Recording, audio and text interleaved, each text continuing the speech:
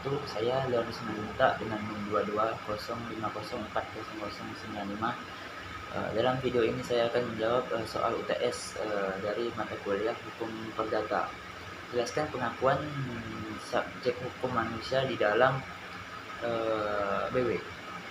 Hukum Indonesia mengakui bahwa setiap manusia merupakan subjek hukum. Ini tampak dalam pasal 1 KUHP Perdata, di mana menikmati hak-hak kewargaan tidak tergantung pada hak-hak kenegaraan.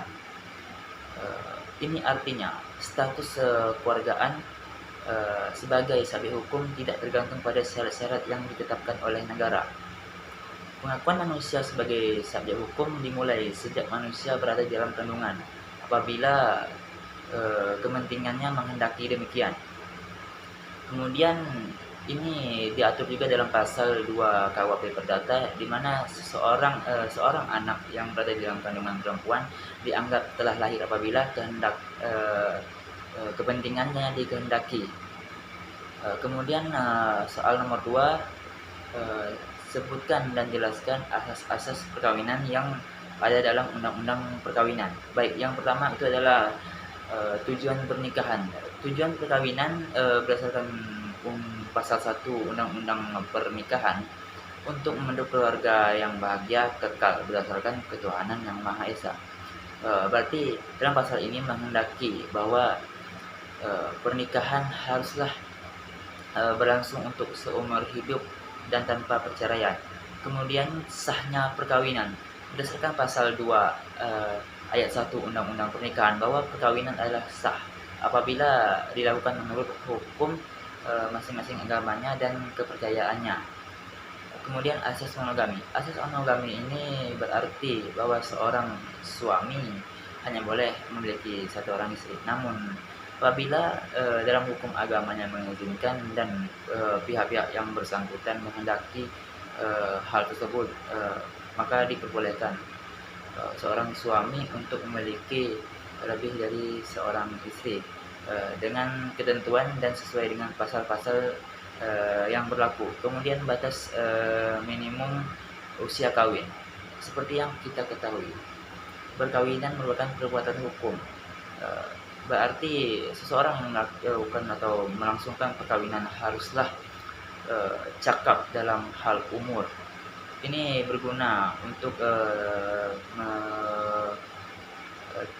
agar perkawinan ini menjadi hal yang bahagia tanpa perceraian. Kemudian seseorang laki-laki ataupun wanita haruslah siap atau sehat secara biologis maupun psikologis dalam melangsungkan perkawinan. Seperti yang kita ketahui, dalam pasal 7 Undang-Undang Pernikahan, usia minimal seorang pria adalah 19 tahun, sementara usia minimal wanita adalah 16 tahun.